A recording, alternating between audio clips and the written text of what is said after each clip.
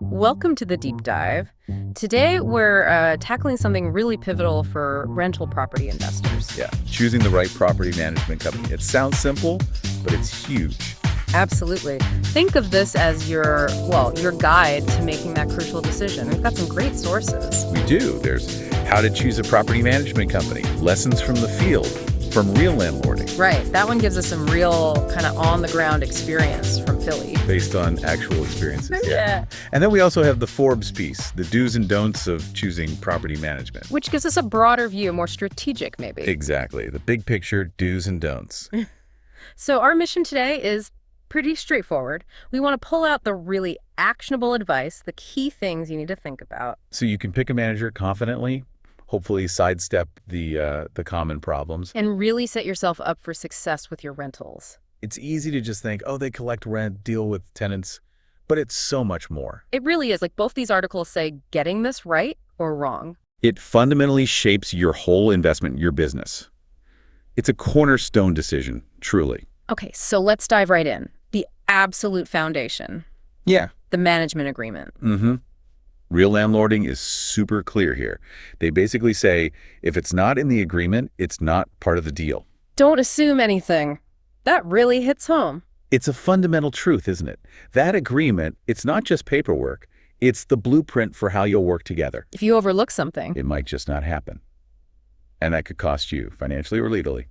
Big time. real landlording gives examples, right? Things that must be in there. Oh, yeah. Specifics. Like regular inspections and get this, with photos. Okay. Evidence. Okay, yeah. Not just their word for it. Exactly. And getting your owner distributions, your money, by a certain date. They mentioned the 10th from their experience. That's specific. And detailed financial reports, how often you get them, what format. It's all about setting clear expectations. And accountability. So just wanting a detailed expense report isn't enough. Nope. Got to make sure it's actually spelled out in that contract. Okay. Now, another big worry for landlords. Vacant units. Lost rent. Ugh, yeah. The financial drain. Real landlording has some key questions you need to ask about this, right? Definitely. Because every single day it's empty, that's money gone. So you need to know their plan. Like, what specifically are they doing? Right. Ask them straight up. Do I still pay management fees if it's vacant? Ooh, that's a good one. Might not think of that. And what are they actively doing to market it? Are they fixing things up, making it look good? Necessary repairs, touch-ups. Mm-hmm. And critically, what about their fees? Is there a difference between renewing a lease and finding a totally new tenant? Lease-up fees versus renewal fees. Yeah. All those things directly hit your bottom line. You need clarity. That billing during vacancy. Yeah, easy to overlook. Okay, let's pivot. Communication. This can be a real friction point. Oh, absolutely. Relandlording calls it huge. And it makes sense. Clear, consistent communication. It's the lifeblood, really, of that relationship between you and the manager. So what should you ask? According to relandlording. Pointed questions, like, what's your typical response time? Yeah. Emails, calls. Okay. Are we talking hours or days? Exactly. And will I have one dedicated person to talk to? Or just whoever answers the phone? That's important. Consistency. And will you get notified immediately about tenant issues, maintenance requests? Real-time updates. Yeah. And Forbes adds another layer to this. They talk about positive, meaningful communication with tenants. Ah, right. Because the manager is basically representing you to the renters. Precisely. Their interactions reflect on your business, on you as the owner. Makes sense. A grumpy tenant because of the manager. That's your problem eventually. Yep. Okay, let's get into maintenance, another area where costs can just, balloon. If you're not careful, real landlording seems pretty firm on this. They really emphasize the owner keeping a fair bit of control, actually. It's interesting. Like what? What do they suggest? They say you should be notified immediately about any maintenance issue, no matter how small. Wow, okay. No surprises. And you should have the right to bring in your own vendors if you want. Your own trusted plumber or electrician. Exactly. And the right to ask for multiple quotes for bigger jobs. That seems fair. Due diligence. Plus getting full documentation. Photos of the work done, receipts. Transparency again. And they even suggest maybe being able to talk to the tenant directly about the issue sometimes. Huh. Sounds like someone who's maybe had bad experiences before. Could be. They explicitly say it's a huge red flag if a manager pushes back on transparency. Tries to cut the owner out of the loop. Yeah, I can see that. Definitely. Maintenance is a big ongoing cost. Hmm. You need trust. You don't want to just get a bill with no I get explanations. context, no input. Right. But on the flip side, Forbes makes a good point. Experienced managers, they often have good contractor connections. People they trust, maybe better rates. Potentially, yeah, Hmm. which can be a benefit. As long as there's still transparency for you, the owner. That's the key. It's finding that balance. You want them to handle the day-to-day efficiently. But you need to be kept in the loop and have some control, especially over bigger costs. Exactly. Okay, let's tackle something less fun but vital. Late payments. Evictions.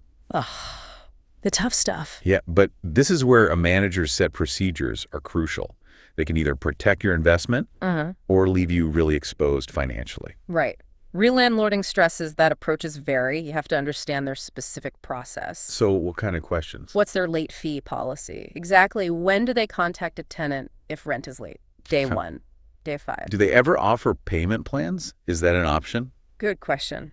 And what's their timeline if things escalate? When do they start legal proceedings? How does their eviction process work You need to know their playbook. before you're in that situation? Because handling this badly, it eats profits fast. And evictions done wrong are a legal mess. Definitely need clarity there.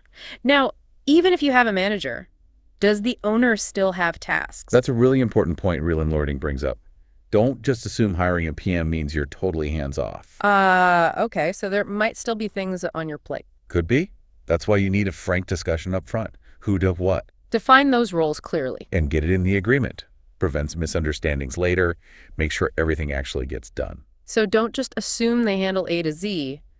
Have the conversation, write it down. Got it. Okay, finally, before you sign anything, vetting.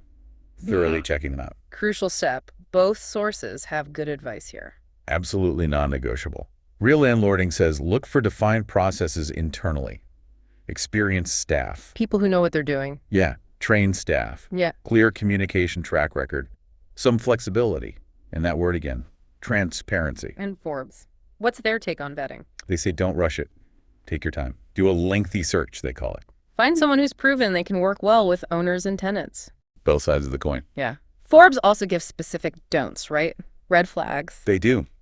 Like if a company drags its feet providing references from past clients, that's dodgy.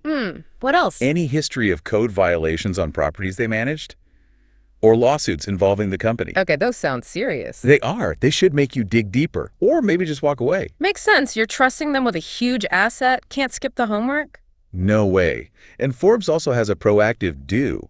Something you should try to do. Which is? This is really insightful, I think. Try to talk directly to tenants, current or former ones. Oh, interesting. Get the unfiltered view. Exactly. Ask them. How responsive is the manager? How well do they handle repairs? What's the overall experience like? That could tell you way more than their marketing materials. Much more unbiased, yeah. And Forbes adds one more thing. Consider your property, its age, condition, any recent work done. Make sure the PM has experience with that type of building. Right. Not all properties are the same. You want relevant experience.